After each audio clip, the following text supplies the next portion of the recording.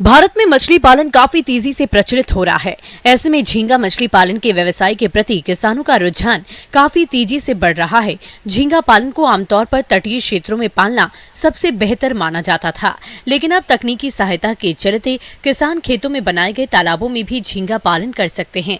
इस बारे में विस्तार से जानते हैं कृषि विज्ञान केंद्र मुजफ्फरपुर की मत्स्य विशेषज्ञ डॉक्टर इप्सिता विश्वास से।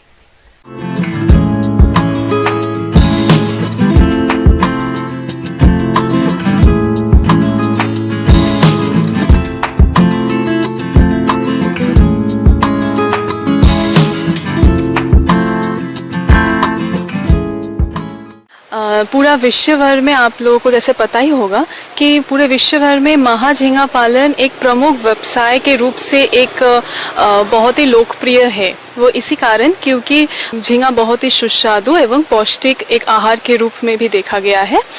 इसका अगर जैव रासायनिक बात करें तो इसमें पाया जाता है लगभग 20 से 21% प्रोटीन। साथ ही साथ इसमें पाया जाता है कैल्शियम, सोडियम, आयरन, फिर पोटाशियम और फास्फोरस की मात्रा भी। साथ ही साथ प्रोटीन का मात्रा भी बहुत ज़्यादा है दूसरे मछली के अंतर में। महाझींगा एक पौष्टिक आहार के रूप में उपयोग में आने वाला जलीय प्राणी है। ये मछली की प्रजाति न होते हुए भी जल में रहने के कारण सामान्य बोलचाल में मछली ही समझा जाता है। महाझींगा का पालन अन्य मछलियों जैसे रेहू, कतला, मृगल के साथ किया जा सकता है। चूँकि महाझींगा नीचे स्तर पर रहने वाला प्राणी है, इसलिए इसके तालाब में कॉमन कॉर्प या मृगल का संचयन कम मात्रा में करना चाहिए। महाझींगा पालन के लिए किसान बीज को तमिलनाडु, आंध्र प्रदेश, महाराष्ट्र, पश्चिम बंगाल और उड़ीसा से मंगवा सकते हैं। इसके लिए मत्स्य पालक अपने प्रदेश मत्स्य विभाग या नजदीकी मत्स्य विभाग से संपर्क करें।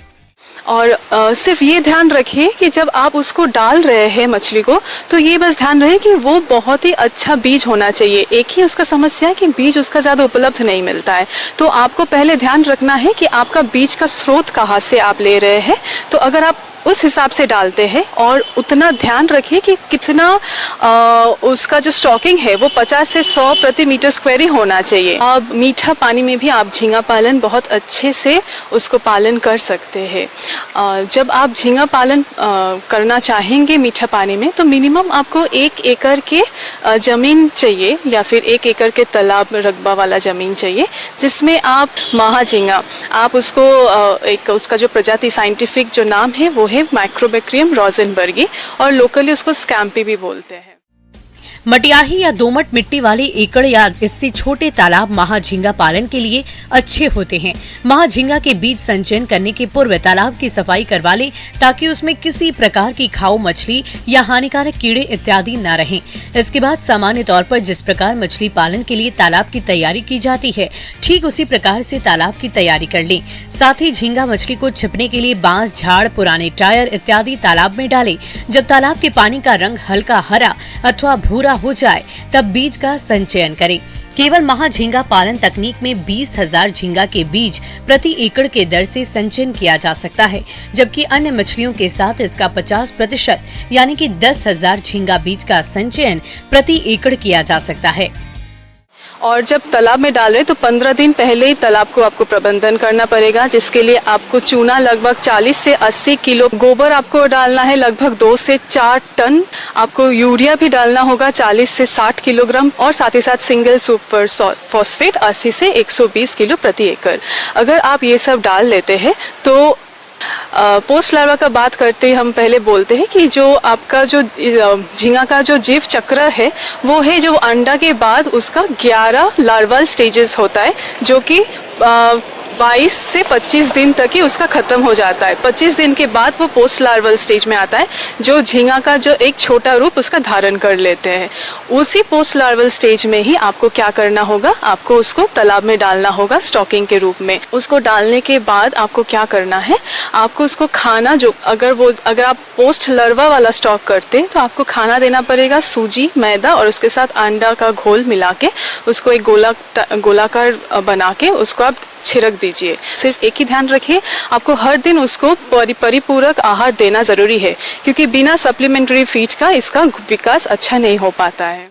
झींगा सर्वभक्षी के साथ साथ परभक्षी स्वभाव का होता है, इसलिए तालाब में आहार की कमी न होने दे, अन्यथा भूखा रहने की दशा में झींगे आपस में एक दूसरे को खाना शुरू कर देते हैं। सामान्यतः झींगा बीज के वजन का 10% तक आहार प्रतिदिन झींगों की तीव्र गति से वृद्धि के लिए शाकाहार और मांसाहार दोनों तरह का भोजन दे। इसके लिए झींगों को भोजन के रूप में 80% शाकाहारी और 20% मांसाहारी भोजन देना लाभकारी होता है।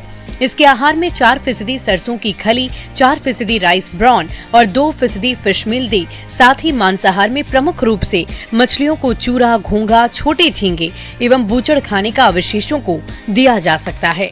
तो इस हिसाब से आपको सप्लीमेंट्री फीडिंग के ऊपर भी बहुत अच्छे से ध्यान रखना पड़ेगा और आपको सुबह और शाम 2 टाइम ज़रूर उसको खाना देना चाहिए। इसके साथ आपको ये भी ध्यान रखना चाहिए, जब आप झींगा पालन करते हैं तो टेम्परेचर एक बहुत ही इसमें खासियत है। टेम्परेचर इसमें 24 से मिनिमम 24 से 35 डिग्री सेल्सियस तक ही होना है। जब इसके कम आ जाता है तो बेटर है कि आप उसको बेच दीजिए। 24 से अगर टेम्परेचर ज़्यादा कम होता है तो उसका जो मृत्यु का दर है वो भी ज़्यादा हो जाता है। झींगा की वृद्धि के जांच के लिए समय समय पर जाल चलाकर वृद्धि की जांच करें। ऐसे आहार का प्रयोग करें जो पानी में स्थिर रहे और जल को कम प्रदूषित करे। साथ ही जो झींगा 50 से 100 ग्राम के हो गए हैं उन्हें निकालकर बेच दें ताकि बचे हुए छोटे झींगों का विकास किया जा सके। तभी आप उसको अच्छे से 6 से 7 महीने तक उसको आप पालन कर सकते हैं। तो इस समय क्या होता है, जो ये जो 6-7 महीना का जो पालन का जो समय है उससे झींगा मछली लगभग 50 से 100 ग्राम तक हो जाता है, जिसका मार्केट वैल्यू भी बहुत अच्छा प्राप्त हो सकता है। यानी अगर आप कॉमन मछली अगर डालेंगे जो कि मीठा पानी में होता है, यानी रोहू, कतला, नैनी, उसका आपको 150 से 200 या 250 प्रति किलो ही आपको दर मिलेगा। पर वही अगर आप झींगा मछली पालन करते हैं और महाझींगा अगर आप बेचते हैं, उसका 50 से 100 ग्राम तक भी आ जाता है, तो उसका रेट हो जाता है 300 से 350 प्रति किलो, जो कि बहुत ही बेहतर होंगे आप लोगों के लिए।